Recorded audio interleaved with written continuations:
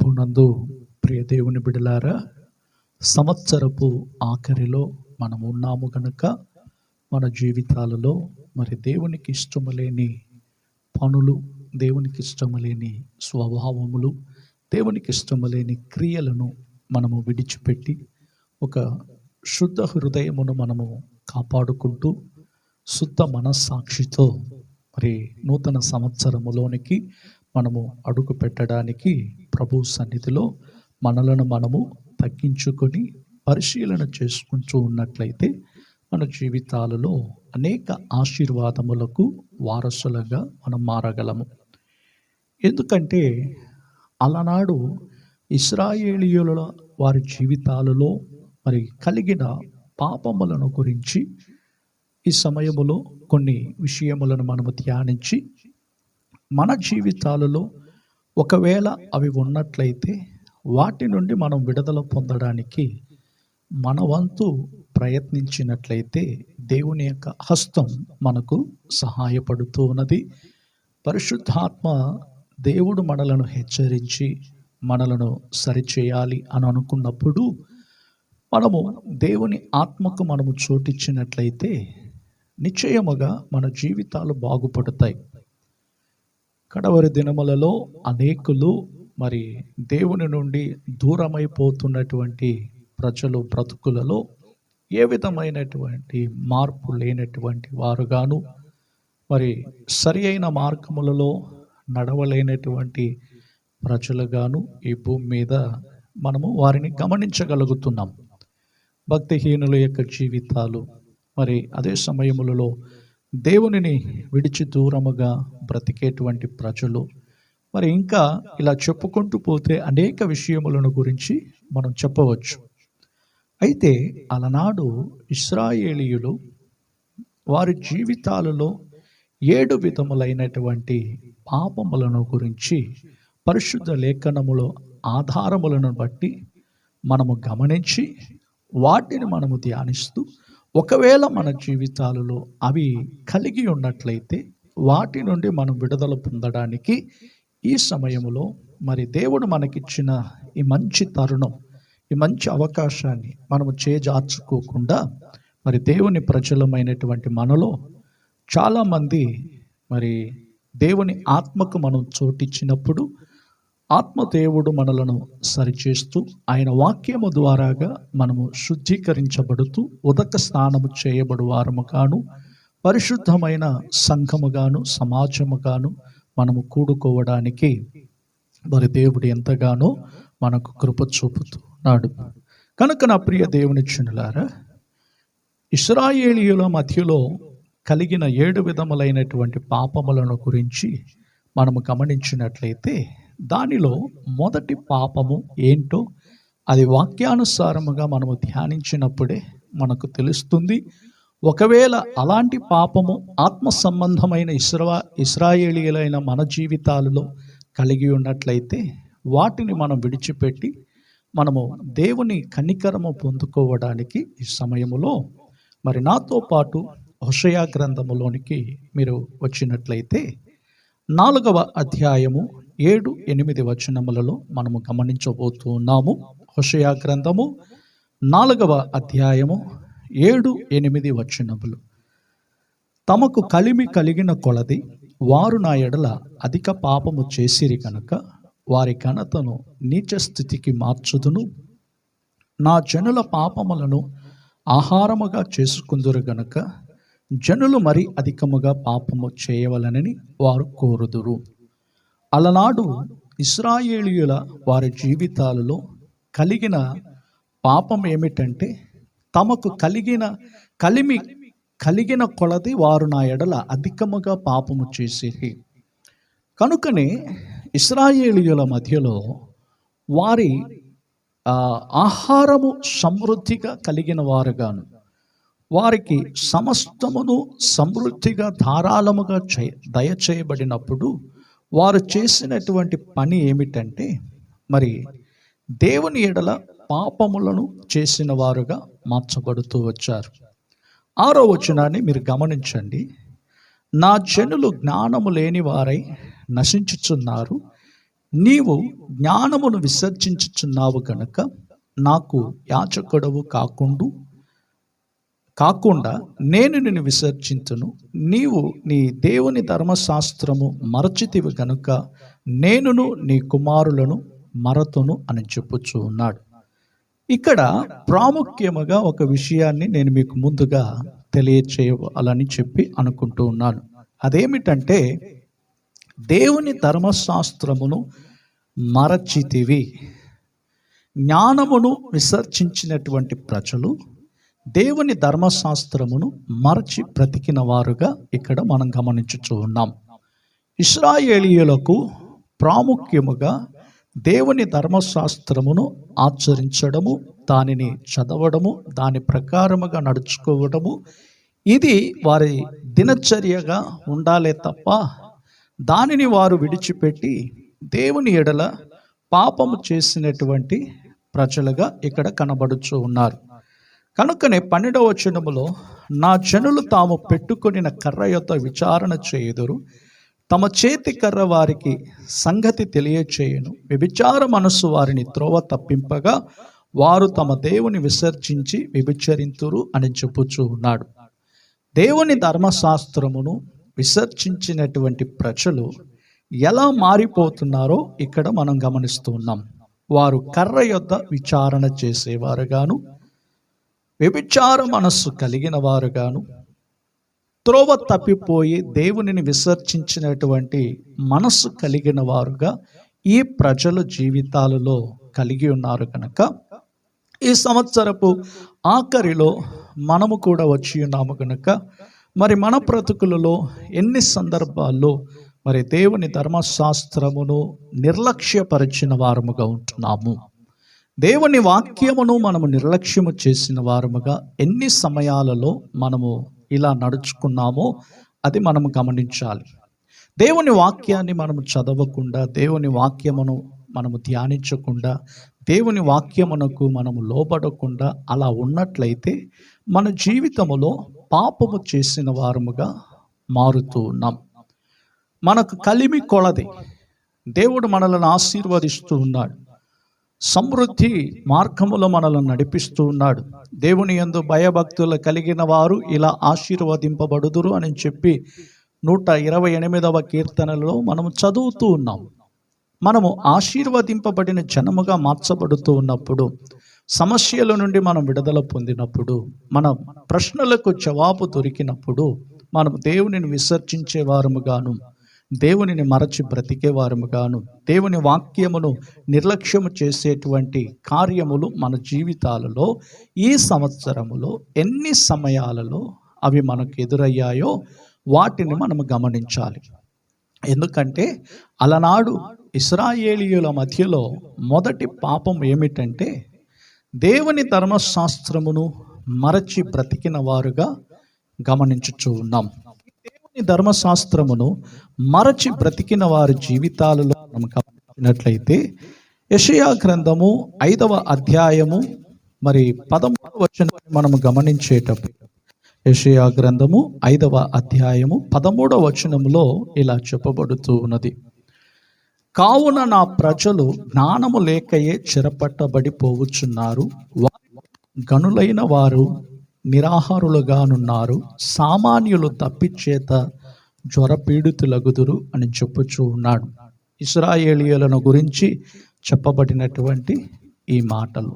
ఎందుకంటే మరి ప్రవక్త ద్వారా తెలియచేయబడినటువంటి ఈ మాటలలో మరి గమనించవలసినటువంటి విషయం ఏమిటంటే, దేవుని ధర్మశాస్త్రమును విసర్జించినటువంటి వారు, మరి దేవుని వాక్యమునకు లోబడకుండా, దేవుని ఆలోచనలకు లోబడకుండా, దేవుని మాటలను నిర్లక్ష్య పెట్టిన వారు బ్రతుకులలో ఎందుకు నిర్లక్ష్య పెట్టారు అని మనం గమనించినట్లయితే, వారికి కావలసినవన్నీ కూడా వారు పొందుకున్నారు. కలిమి కొలది అని చెప్పుచూ ఉన్నాడు. తమకు కలిగిన వాటిలన్నిటిలో కూడా వారు తృప్తిపరచబడుతూ వచ్చారు. ఈనాడు కూడా ఆత్మ సంబంధమైన ఇశ్రాయేలీయులమైన మన జీవితాలలో, మన బ్రతుకులలో మనకు దేవుడు అన్నిటిని సమృద్ధిగా ఇచ్చినప్పుడు, ధారాళముగా దయచేయ దేవుని యందు మనము మరి నమ్మకం ఉంచకుండా దేవుని ధర్మశాస్త్రమును, ఆయన వాక్యమును విసర్జించేటువంటి అనుభవములు మనం ఉన్నట్లయితే ఇలాంటి కార్యములే మన జీవితములో సంభవించేవిగా ఉంటున్నవి. ఎందుకని వారిలో గనులైన వారు నిరాహారులుగాను ఉన్నారు, సామాన్యులు తప్పిచేత జ్వరపీడితులగుదురు. కనుకనే దేవుని వాక్యమును మనం ఎప్పుడైతే నిర్లక్ష్య పెట్టేవారముగానో, వాక్యమును ధ్యానించకుండా, వాక్యాన్ని చదవకుండా, వాక్యానుసారముగా నడవకుండా మనము అలా ఉన్నట్లయితే మనము పాపము చేసిన వారముగా ఉంటున్నాము. కనుకనే అలనాడు ఇశ్రాయేలీయులు వారు కర్ర యొద్ద విచారణ చేసేవారుగాను, వ్యభిచార మనస్సు కలిగిన వారుగాను, దేవుని విసర్జించినటువంటి ప్రజలుగా మారిపోతూ వచ్చారు. నేడు కూడా దేవుని ప్రజలమని, ఆత్మ సంబంధమైన ఇశ్రాయేలీయులమని మనం చెప్పుకుంటూ ఉన్నాం. అయితే మనం చేసే పనులేమిటి? మన జీవితాలలో ఇలాంటి కార్యాలు సంభవించినప్పుడు మనం ఎందుకు దేవుని సన్నిధిలో పశ్చాత్తాపపడలేకపోవచ్చు ఉన్నాం? దేవుని సన్నిధిలో మనము పశ్చాత్తాపపడడానికి దేవుడు నీకును నాకును ఒక అవకాశాన్ని ఇస్తూ ఉన్నాడు. నా ప్రియ దేవుని చెనులారా, దేవుని ధర్మశాస్త్రమును మరుచుట ఒక పాపమునకు మరి మూల కారణముగా చెప్పబడుతూ ఉన్నది. కనుకనే దానియేలు గ్రంథము 11వ అధ్యాయం 32వ వచనాన్ని మనం గమనించేటప్పుడు, దానియేలు గ్రంథము 11వ అధ్యాయము 32వ వచనములో మనం చదివినప్పుడు, అందుకతడు ఇచ్చకపు మాటలు చెప్పి నిబంధన అతిక్రమించు వారిని వశపరుచుకును, అయితే తమ దేవునిని ఎరుగువారు బలము కలిగి గొప్ప కార్యములను చేసెదరు అని చెప్పుచూ ఉన్నాడు. ఇక్కడ ఇచ్చకపు మాటలు చెప్పి నిబంధనను అతిక్రమించేవారుగా కనబడుచూ ఉన్నారు. దేవుని ధర్మశాస్త్రమును విసర్జించేటువంటి వారి బ్రతుకులలో ఇచ్చకపు మాటలు, శరీర సంబంధమైన మాటలు, లోక సంబంధమైన మాటలు, ఇవన్నీ కూడా కలిగి ఉన్న వారిని సాతానుడు ఏం చేస్తున్నాడు? వారిని అతిక్రమింప చేసి వారిని వశపరుచుకునేవాడుగా మారుతూ ఉన్నాడు. కనుక నా ప్రియ దేవుని చెనులారా, దేవునిని ఎరిగినటువంటి మనలో బలము కలిగిన గొప్ప కార్యములను మనము చేయగలుగుతూ ఉన్నాం. ఈ రోజుల్లో దేవుని ధర్మశాస్త్రమును ఎంతమంది మరచిపోతూ ఉన్నారు. కొన్ని సందర్భాల్లో నేను కూడా ధర్మశాస్త్రం, దేవుని వాక్యాన్ని చదవలేనటువంటి బలహీనుడుగా మారుపోవుటకు గల కారణాలు బలహీనత. నీ జీవితములోను నా జీవితములోను కొన్ని సమయాలలో దేవుని వాక్యాన్ని మనము ధ్యానించలేనటువంటి స్థితికి రావడానికి గల కారణములు ఏమిటంటే మన యొక్క బలహీనతలు. మన బలహీనతలే మనలను అతిక్రమింప చేయుచు ఉన్నవి.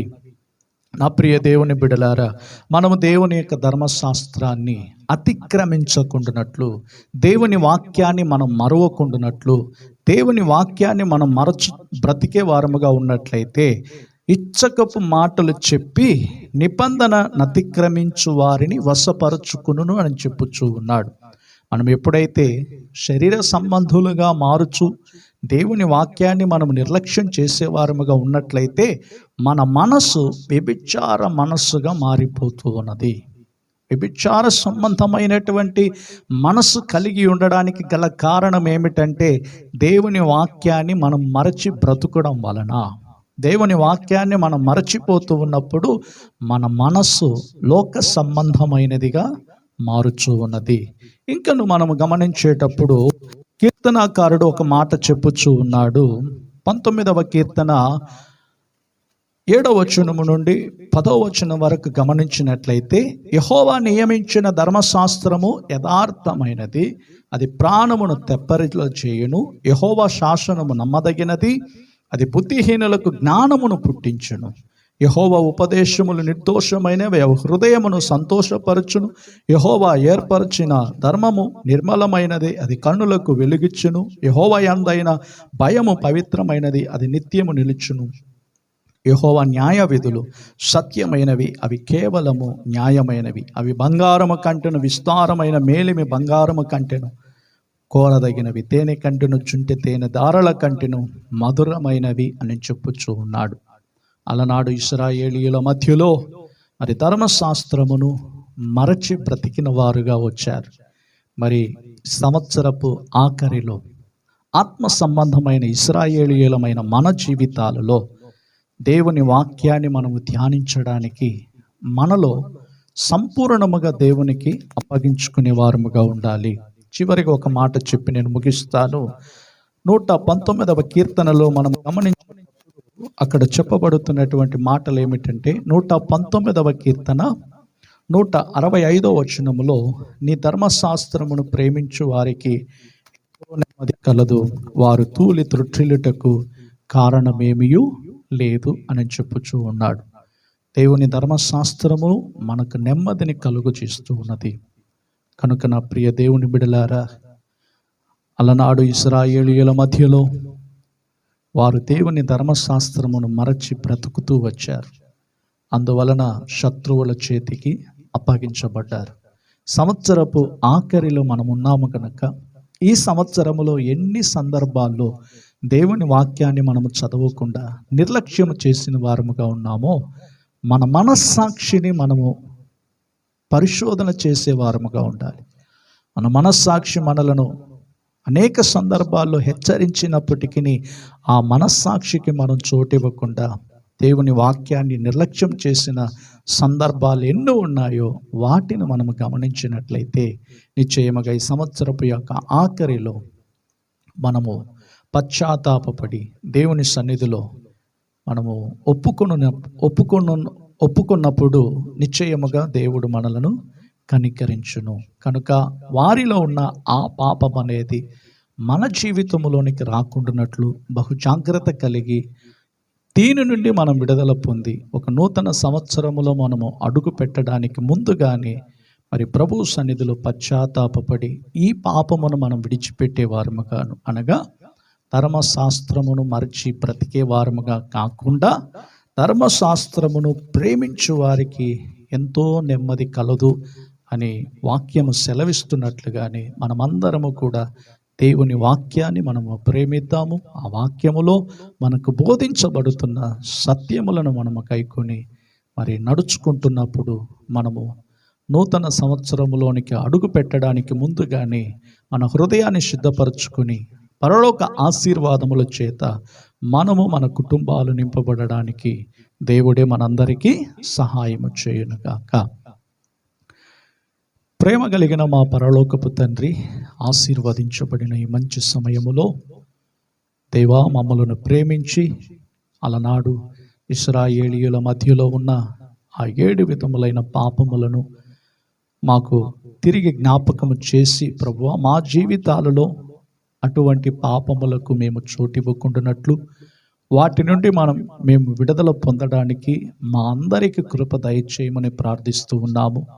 వారిలో కలిగిన మొదటి పాపము ధర్మశాస్త్రమును మరచి బ్రతికేవారుగాను తమ కలిమి కొలది పాపములను చేసిన వారుగా ఉన్నారని హోషేయ ప్రవక్త ద్వారా మీరు తెలియచేసిన రీతిగానే మరి ఆత్మీయమైన ఇశ్రాయేలీయులైన మా జీవితాలలో తండ్రి అనేక విధములుగా అనేక సందర్భాల్లో దేవాలేఖనాలను మేము చదవలేకుండా బలహీనులంగా మారుతూ ఎన్నో సమయాలలో ప్రభువా వాక్యాన్ని మేము నిర్లక్ష్యం చేసిన ప్రజలముగా ఉన్నాము. ఈ సంవత్సరపు ఆఖరిలో వాటిని ప్రభువా మరలా మాకు జ్ఞాపకం చేస్తూ మీ వాక్యాన్ని మేము ప్రేమించే వారముగా, మీ ధర్మశాస్త్రాన్ని మేము ప్రేమించే వారికి ఎంతో నెమ్మది కలదని దేవా మీరు మాకు బోధించారు. ఆ వాక్యాన్ని ప్రభువా మేము మరలా తండ్రి నెమరు వేసుకోవడానికి ఈ సమయంలో మీరు మాకు కృప చూపినందుకు స్తోత్రాలు. విన్న సత్యమును ప్రభువా ప్రతి ఒక్కరి జీవితాలలో ఒక గొప్ప మార్పు కలగాలని ప్రార్థిస్తూ స్తుతి ఘనత మహిమ ప్రభావములు మీరే పొందుకోమని యేసు నామములో ప్రార్థించుచున్నాము తండ్రి, ఆమేన్. కనుక నా ప్రియ దేవుని బిడలారా, ప్రతిరోజు అందించబడుతున్న ఆత్మీయ వర్తమానములను వింటూ ఉండండి. ఆధ్యాత్మిక జీవితంలో బలపరచబడుతూ మనమందరము కూడా ప్రభు రాకడకు సిద్ధపడుదాం. ప్రభు మిమ్ములను మీ కుటుంబాలను ఆశీర్వదించి దీవించునుగాక. Praise the lord.